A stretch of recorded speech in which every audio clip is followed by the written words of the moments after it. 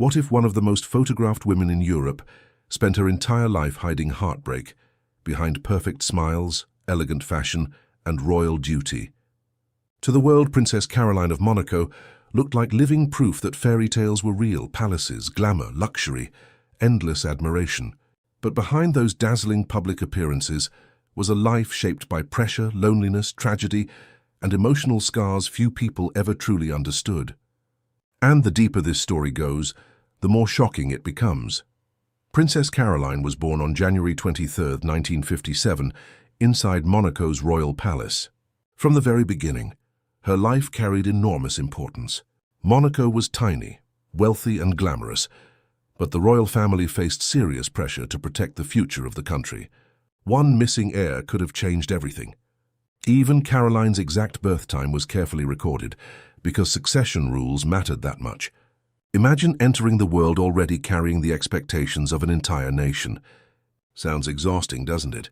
Her father, Prince Rainier III, worked constantly to transform Monaco into a global symbol of luxury. Casinos, tourism, glamorous events, and wealthy visitors became central to his mission. Meanwhile, her mother, Grace Kelly, had left behind Hollywood fame to become a princess. From the outside, their marriage looked magical. Magazine covers painted them as the perfect royal couple. But life inside palace walls was often far colder than people imagined. Royal life followed strict routines. Formality came before emotion. Nannies handled much of the daily childcare. Meals were often separate. Public image mattered more than warmth.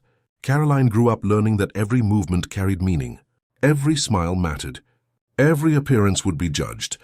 And things became even more complicated when her younger brother, Prince Albert, was born in 1958. Before Albert arrived, Caroline stood much closer to the center of Monaco's future. But once a male heir existed, attention naturally shifted toward him. Caroline remained important, of course, but expectations changed. She was no longer viewed as the possible future ruler. Instead, she was expected to represent elegance, intelligence, and royal perfection. That kind of shift can quietly affect a child in ways nobody fully sees. But here's where things became even harder. As she grew older, public attention intensified. By her teenage years, cameras followed nearly every step she took. Her clothing choices became headlines. Her friendships sparked rumors. Even ordinary nights out turned into international gossip. Monaco itself was becoming a global playground for the rich and famous, and the royal family stood at the center of it all. At the same time, Caroline was far more intelligent than most magazines ever acknowledged. She excelled in school and developed strong interests in philosophy, psychology, literature, and languages. But the media rarely focused on that side of her. Glamorous photographs sold more papers than academic success ever could. It was a frustrating contradiction. The world saw beauty and luxury. Very few noticed the thoughtful young woman. Beneath the headlines, then there were the endless comparisons to Grace Kelly. Imagine growing up while the entire world constantly measured you against one of Hollywood's most iconic women, hairstyles, fashion, behavior, relationships. Every detail became a comparison.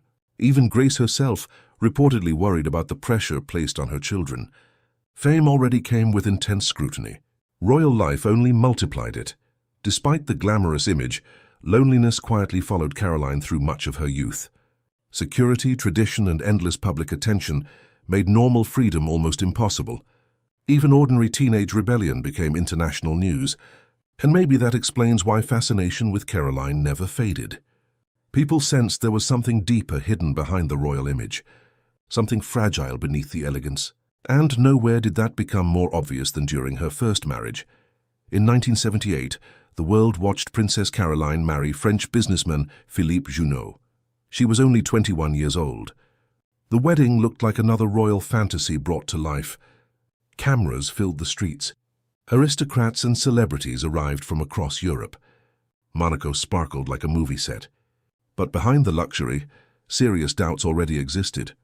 Junot was nearly 20 years older and known for his flashy nightlife lifestyle. Parties, glamorous social circles, and rumors surrounded him long before the wedding. Even inside royal circles, many reportedly worried the marriage would not last. Grace Kelly herself was said to feel deeply uneasy. Maybe a mother's instincts saw trouble coming before anyone else did. Still, the wedding moved forward. Every photograph projected perfection, smiles, elegance, wealth, sophistication. But once the honeymoon began, reality reportedly hit fast. According to reports, intimate honeymoon photographs somehow made their way into tabloids after a photographer gained access during private moments. For Caroline, the humiliation was devastating. Think about that for a second. At only 21 years old, already living under constant public pressure, she suddenly discovered that even her most personal moments could become entertainment for strangers around the world. That kind of exposure changes a person. Trust becomes harder. Privacy starts feeling impossible. And that was only the beginning.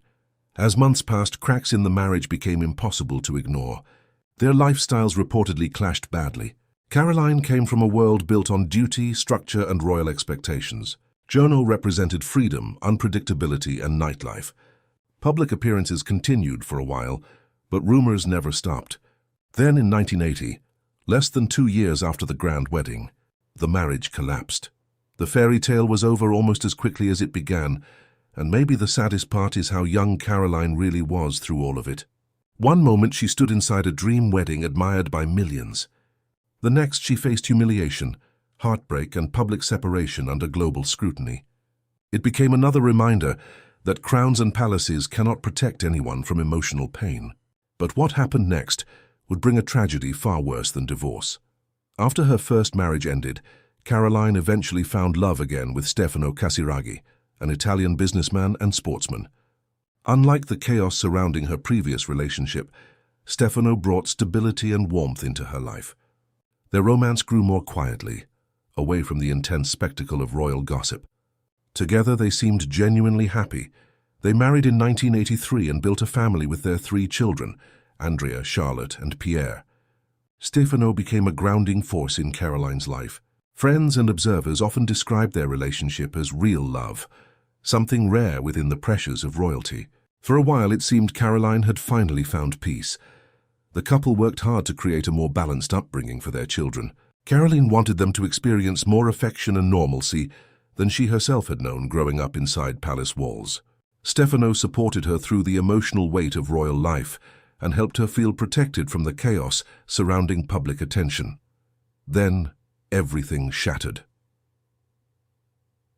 On October 3, 1990, Stefano died in a violent speedboat accident near Monaco. He was only 30 years old. The tragedy stunned the entire country. And for Caroline, the loss reopened wounds that had barely healed after the death of her mother, Grace Kelly, who had died in a car accident just 8 years earlier. Suddenly, Caroline found herself a widow with 3 young children. The grief reportedly transformed her completely. She withdrew from public life and moved quietly to a village in France, searching for privacy and peace far away from cameras. People who saw her during that time described a woman carrying unbearable sorrow behind silent composure. And honestly, how many people could survive that kind of loss without breaking apart completely? But slowly, Caroline returned to public life. Instead of dramatic speeches or emotional interviews, she focused her energy on humanitarian work, education, and the arts. Over time, the public image surrounding her began to change. She was no longer viewed simply as a glamorous royal figure, surrounded by scandal and tragedy. People started seeing something deeper: strength, grace, endurance. Years later, in 1999, Caroline married Prince Ernst August of Hanover. That relationship faced its own difficulties, including periods of separation and tension.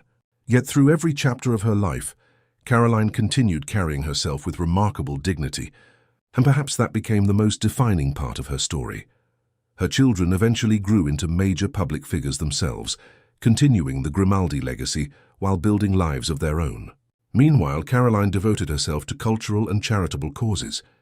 She supported the arts, humanitarian organizations, and the Princess Grace Foundation, which honors her mother's memory by helping young artists pursue their dreams.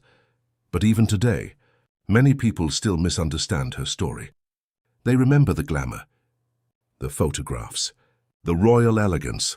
What they often miss is the emotional weight behind it all, because Princess Caroline's life was never a simple fairy tale. It was the story of a woman raised under impossible expectations. A daughter constantly compared to a legendary mother, A young bride whose first marriage collapsed under public humiliation. A widow forced to rebuild her life after devastating loss. And through every heartbreak, every scandal, and every tragedy, she somehow continued moving forward.